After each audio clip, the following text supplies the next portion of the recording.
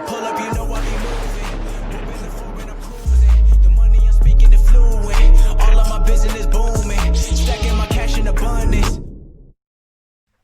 Yo les postos, bienvenue dans cette nouvelle vidéo. On va revenir sur la conférence de presse de Maurizio Pochettino avant le match contre le Stade Brestois demain au Parc des Princes. Première de Maurizio Pochettino au Parc des Princes en tant qu'entraîneur. Le mercato, des pistes XXL et des échanges XXL pourraient intervenir. Avant de commencer cette vidéo les postos, je voulais vous reparler du site de football footufo.com. Voilà, je vous en avais parlé il y a quelques temps. Vous avez moins 10% avec le code promo Sacha. Donc je vais vous présenter un petit peu les produits qu'ils m'ont envoyés et c'est vraiment pas mal du tout. Voilà, le petit jogging Paris Jordan, voilà, très très bien. Voilà, vous retrouverez tout ça aussi en bas en lien en description sur le lien du site. Voilà les postos. Donc vous avez plein de réductions.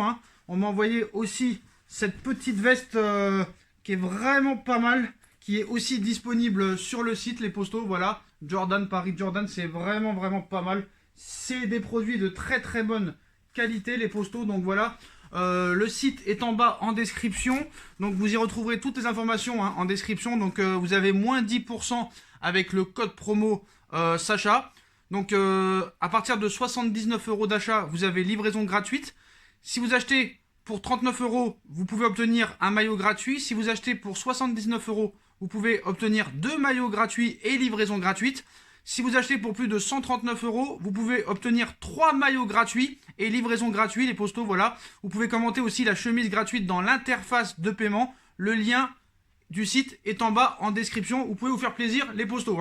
Et n'hésitez pas non plus à venir me rejoindre sur mon Instagram SBFootNews, les postos, si vous voulez être au courant 24 h sur 24, 7 jours sur 7 de l'actualité du football, tout le football européen, ainsi majoritairement celui du Paris Saint-Germain, info, mercato, transfert, toute l'actualité du football est sur mon Instagram SBFootNews. Le lien est en bas aussi en description. On commence les postos. Mercato hivernal, première recrue du côté du Paris Saint-Germain. C'est pas une recrue qu'on attendait, mais c'était déjà dans les plans cet été. Le Paris Saint-Germain est heureux d'annoncer l'arrivée de Sékou Yansane. L'attaquant français a signé son premier contrat professionnel d'une durée de 2 ans et demi jusqu'au 30 juin 2023. Il nous vient de Dijon. Il va poursuivre sa formation avec les U19. Apparemment, espoir. Pas grand espoir, mais un petit espoir qui a fait vraiment très grosse impression lors de la formation à Dijon. Paris enregistre son arrivée. Il devait déjà venir cet été, ça avait été repoussé pour crise de Covid et tout ça et tout. Mais voilà, en tout cas, on verra ce qu'il peut apporter dans les prochaines années. Ça peut peut-être être une surprise. Mais voilà, pour l'instant, il ne faut rien en attendre vraiment. Il poursuivra sa formation avec les U19. Pour le match de demain, les postos, avant de commencer à parler du mercato, donc il y a 3 retours importants. Neymar, toujours forfait. Quand tu penses que Tuchel, avant le match contre Lille, avait dit qu'il ferait tout pour que Neymar soit disponible pour Lille et que 3 semaines, voire 1 mois plus tard, il n'est toujours pas disponible, c'est là que tu vois un petit peu l'incompétence du mec. Donc le PSG accueille le Stade Brestois ce samedi. Pour l'occasion, Maurizio Pochettino retrouve quelques forces vives avec les retours de blessures d'Alexandro Florenzi, Layvin Kurzawa et Mauro Icardi. Les 3 hommes ont participé sans encombre à la séance collective du jour et sont aptes pour la réception des Bretons. En revanche, toujours pas de traces de Neymar qui n'a pas pris part à la session d'entraînement aujourd'hui, restant en salle. Danilo Pereira, Leandro Paredes, Prenel Kimpembe et Rafinha sont eux aussi indisponibles pour pépins physiques ou contrôle positif à la Covid-19, tout comme Juan Bernat, toujours en rééducation après son opération du genou en début de saison. Donc voilà, on enregistre quand même 3 retours importants.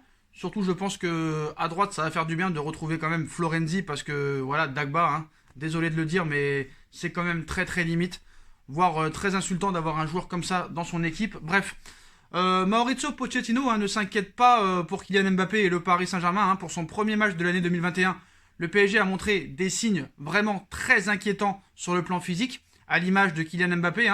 Pochettino, en place depuis moins d'une semaine, ne s'affole pas. Kylian Mbappé n'a pas réalisé sa meilleure prestation, loin de là, mercredi sur la pelouse de Saint-Etienne. Depuis, moi-même et les observateurs s'inquiètent, à l'image de beaucoup de médias aussi et de supporters, du triste visage affiché par l'attaquant du Paris Saint-Germain ces dernières semaines. Visiblement, toujours loin de son meilleur niveau, notamment sur le plan physique. Est-ce que vraiment cette blessure qu'il a subie de la part de Perrin au mois d'août ou au juillet dernier lui a vraiment fait mal? On peut se poser la question alors qu'il avait clairement indiqué des axes d'amélioration, on va dire, pour son numéro 7 à l'issue de la rencontre face à Saint-Etienne. Pochettino, présent ce vendredi en conférence de presse, n'a pas semblé spécialement inquiet pour son champion du monde 2018. Il cite « Nous avons découvert après la trêve un Kylian en bon état physique avec un bon état d'esprit. » A-t-il d'emblée lâché avant de poursuivre? Nous espérons maintenant qu'il prenne du plaisir, qu'il marque des buts et confirme son statut de meilleur buteur de Ligue 1. Nous allons l'aider à y parvenir. Je dois dire que son état d'esprit dans le premier jour est excellent, a-t-il expliqué. Donc loin d'être inquiet, l'Argentin et son staff étaient prévenus qu'ils allaient hériter d'un effectif handicapé par de nombreuses blessures et souhaitaient désormais travailler pour corriger cet aspect. Pochettino a poursuivi, les circonstances sont connues. Nous devons améliorer sur tous les plans physiques. Nous devons nous améliorer sur tous les plans physiques, évidemment, mais aussi en récupérant le plus rapidement les joueurs blessés, on travaille sur ça. Nous devons nous adapter surtout, analyser et écouter le joueur, le staff qui était déjà là et la structure du club qui nous donne les informations pour travailler dans le bon sens. On s'adapte et on apprend à connaître l'effectif et l'état dans lequel il est. Ensuite, on met en place la stratégie adéquate pour améliorer l'aspect physique, mais pas que, pour gagner les matchs aussi, c'est qui est l'objectif pour nous, a-t-il détaillé. Donc voilà, la victoire est en nous, c'est l'objectif numéro 1, ça c'est clair. Pour le technicien argentin, l'essentiel est ailleurs. Je suis très content de la volonté, de la disposition et de l'envie des joueurs de transposer mes idées sur le terrain. Alors franchement, je sais pas où tu as vu des transpositions mercredi, il n'y a rien eu frère. Bref, je suis content évidemment, je suis ravi de la disponibilité des joueurs à essayer d'appliquer notre méthode avec aussi peu de jours d'entraînement, ça on peut l'admettre. Il était difficile de rendre une copie parfaite à Saint-Etienne, c'est pas vraiment ce qu'on a demandé, mais nous sommes contents que certains concepts que nous avons travaillés soient déjà assimilés, a-t-il conclu. Donc là je pense qu'il parle de l'entraînement, parce qu'il n'y a rien qui a été assimilé vraiment mercredi. Moi on me dit, Sacha t'as été dur, il y a eu quand même du pressing en première mi-temps. Si t'appelles ça du pressing, je t'invite à voir vraiment ce que c'est du pressing avec des équipes. Tu tapes pressing sur YouTube, tu tapes pressing Athletic Bilbao à l'époque de Bielsa, tu vas savoir ce que c'est vraiment du pressing. Donc voilà, il est pas préoccupé, le nouveau coach parisien, qui attend désormais une montée en puissance de ses joueurs, de Kylian Mbappé et ses partenaires samedi pour la réception de Brest. Pour Neymar, il a donné des nouvelles, parce que voilà, on attend toujours qu'il revienne de blessure, parce que Neymar, depuis qu'il est au Paris Saint-Germain, il est plus souvent en train de faire la fête, ou suspendu, ou blessé. Voilà. Victime d'une entorse de la cheville lors du PSG Lyon dernier, Neymar sera forfait pour la réception du Stade brestois demain. La participation du milieu offensif brésilien au Trophée des Champions face à l'OM mercredi prochain reste incertaine. Interrogé sur le cas Neymar en conférence de presse, Pochettino a livré quelques indications sur l'état de santé de son joueur. Il cite « Aujourd'hui, Neymar passe un nouvel examen pour savoir s'il peut revenir avec le groupe. Nous en saurons plus dans les jours qui arrivent. On le suit de près avec le staff médical et le département de performance. On attend les résultats pour savoir quand il pourra faire son retour », a ainsi confié l'entraîneur argentin des champions de France. Les prochaines heures s'avèrent donc décisives pour un retour de Neymar à la compétition, les postos. Donc voilà pour le match de demain, vous avez toutes les informations. On va passer au mercato, les postos. Mercato relativement calme, même si Paris a fait venir ce joueur de Dijon, qui ne sera pas avec l'équipe pro. Donc le Paris Saint-Germain multiplie les pistes. Voilà, faut dire la vérité, forcément, avec l'arrivée de Pochettino sur le banc, les rumeurs vont bon train. La dernière information nous vient d'Espagne, car selon la presse locale, le club de la capitale se serait renseigné sur Emerson, actuellement prêté au Betis Séville par le FC Barcelone, une piste explorée par Leonardo, le directeur sportif, mais qui serait plutôt pour l'été prochain. Pour le mercato hivernal également, le PSG aurait comme priorité Sergio Agüero, en fin de contrat avec Manchester City à la fin de la saison. L'Argentin plairait énormément au nouveau coach parisien, je vois pas pourquoi vraiment, mais bon. Et les champions de France en titre seraient prêts à sauter sur l'occasion de Moïse Kean, prêté par Everton. Ne débarquait pas définitivement dans la capitale française.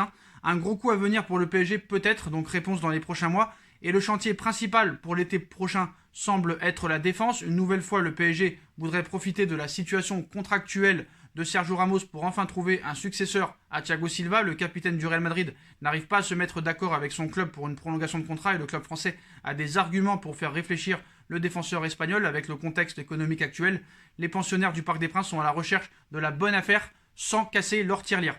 Car si le PSG pense surtout à l'été prochain, ce mercato hivernal sera axé sur les bonnes opportunités. Et selon la presse italienne, c'est un jeu de chaises musicales qui pourrait avoir lieu entre le Paris Saint-Germain l'Inter de Milan et les Spurs de Tottenham. Écoutez bien les postos. En effet, Paris voudrait relancer Dele Alli, en manque de temps de jeu chez les Spurs.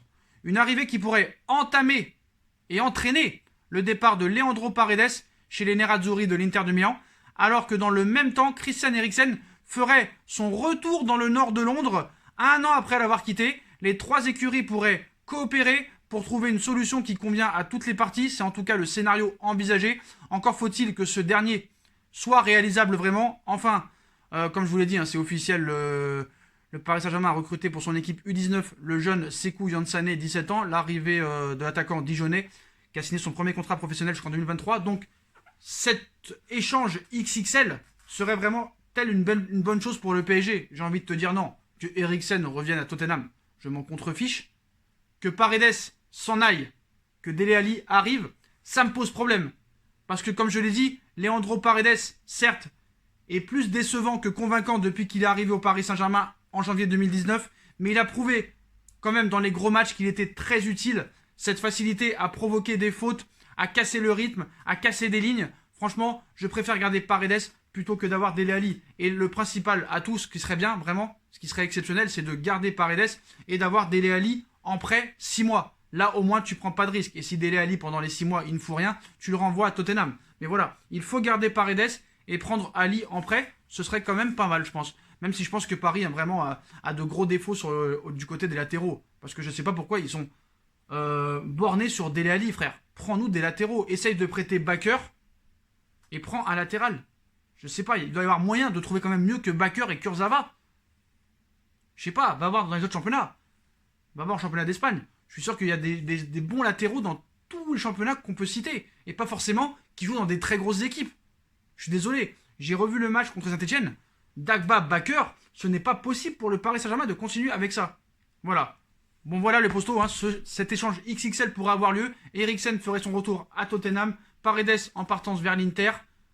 Dele Alli qui viendrait au Paris Saint-Germain. Voilà, je comprends pas un petit peu le système tactique. Moi franchement, je mets beaucoup de réserves sur Pochettino. Franchement, j'y mets beaucoup de réserves. Pour l'instant, je n'y crois pas vraiment. On va lui laisser sa chance. On va lui laisser le temps de travailler. Voilà, j'espère qu'il me fera mentir. Mais voilà, je pense qu'il défend déjà beaucoup ses joueurs. Il doit vraiment être très exigeant. Très exigeant. Par exemple, moi, ça me rappelle quelque chose. Comment ça se fait que demain, il va remettre le même 11, sûrement, qu'il a mis contre Saint-Etienne? C'est pas normal. Quand tu vois la prestation de Gay, quand tu vois la prestation de Kerrer, ils ne doivent même plus rejouer pendant quelques matchs. Surtout Kerrer. Kerrer ne doit même plus faire partie de l'effectif. À un moment donné, stop. Alors, ils ont demandé une dérogation pour El Shaddai Bichabou qui pourrait intégrer le groupe à 15 ans parce que la Ligue 1 ne le permet pas avant 16 ans. Là aussi, la France toujours en retard. Alors qu'en Espagne, un joueur de 14 ou 15 ans peut jouer tranquillement. En France, c'est pas possible. Paris essaie d'avoir une dérogation. Je pense que El Shaddai Bichabou, 1m96, 90 kg, ce serait pas pire que Kerrer. Ce serait quand même difficile. Kerrer, avec ce qu'il nous a fait à Lille, avec ce qu'il nous a fait à Manchester, contre Manchester en 2019, et ce qu'il nous a fait encore là contre Saint-Etienne, il n'a plus sa place au Paris Saint-Germain. Dagba n'a pas sa place au Paris Saint-Germain. Bakker n'a pas sa place au Paris Saint-Germain. Kurzawa n'a pas sa place au Paris Saint-Germain. Et je suis désolé, Herrera, il est très gentil. Gay, il est très gentil. Mais eux aussi n'ont plus leur place au Paris Saint-Germain. Je suis désolé de le dire. Voilà. Moi, je pense que Sarabia, c'est un super sub. Il a toujours été bon quand il est rentré. Il n'a pas été bon quand il était titulaire. Mais voilà. Je pense qu'il va falloir faire un gros ménage. Et voilà les postos. Pour l'instant, la piste hivernale la plus chaude, c'est Dele Alli pour les arrivées. Mais je ne comprends pas pourquoi tu veux te débarrasser de Paredes. Il faut garder Paredes. Voilà. Certes, c'est pas un mec qui va te faire 3 matchs sur 4, mais dans les matchs les plus importants, il est quand même là. Et il faut l'avouer. Voilà les postos. Donc dites-moi en commentaire ce que vous pensez de cette opération XXL qui pourrait avoir lieu entre Paris, Tottenham et l'Inter de Milan, les postos. Les autres pistes aussi, Agüero, Sergio Ramos. Mais moi, je vous dis la vérité. Bon, il y a un mercato hivernal. Il y aura peut-être des opportunités. Il y aura peut-être des surprises comme cet été. Mais je le dis. Pour l'été prochain, la priorité du Paris Saint-Germain doit être David Alaba. Je ne le dirai jamais assez. Alors, on est venu me dire qu'apparemment, il ne voulait pas prolonger au Bayern de Munich parce qu'apparemment, lui, voudrait jouer milieu de terrain. Ça, c'est quelqu'un qui le dit. Moi, ça n'a pas été vérifié. Tant que David Alaba ne le dit pas, tant que son agent ne le dit pas, je ne croirai personne. Moi, je pense qu'il a toujours aimé jouer à gauche. Il a aimé aussi dépanner dans l'axe et au milieu de terrain. Est-ce qu'il veut vraiment s'installer au milieu de terrain? C'est possible. Mais moi, en tant que latéral gauche, David Alaba doit être la priorité du Paris Saint-Germain. Qu'est-ce que tu vas nous ramener? Sergio Agüero. Pourquoi pas Higuaín? Je préfère encore Zlatan que Sergio Agüero. Je vous dis la vérité. Agüero, légende de City, il n'y a aucun problème. Mais c'est terminé. Le mec est sur la fin, il aura 33 ans. Franchement, frère, t'as Moïse Kean et Icardi. Qu'est-ce que tu vas aller chercher? Agüero, 33 ans, alors que t'as Icardi, 28 ans, qui peut se relancer, qui est argentin comme toi, et Moïse Kean, qui marque but sur but. À un moment donné, un petit peu de logique. Voilà les postos, on like, on partage, on commente, on s'abonne. Faites-vous plaisir, hein, faites-vous plaisir sur le site Footufo, les postos. Voilà, vous avez toutes les informations en description. Hein. Je vous ai montré les articles. Voilà, venez me rejoindre en masse sur mon Instagram SBFootNews. Je vous avais promis hein, sur No Feeling, il y a des choses qui vont arriver, ça prend un peu de temps, mais ça va arriver les postos. Voilà, on like, on partage, on commente, on s'abonne, partagez en masse la vidéo, les postos, et on se retrouve très vite pour une nouvelle vidéo. Tchuss.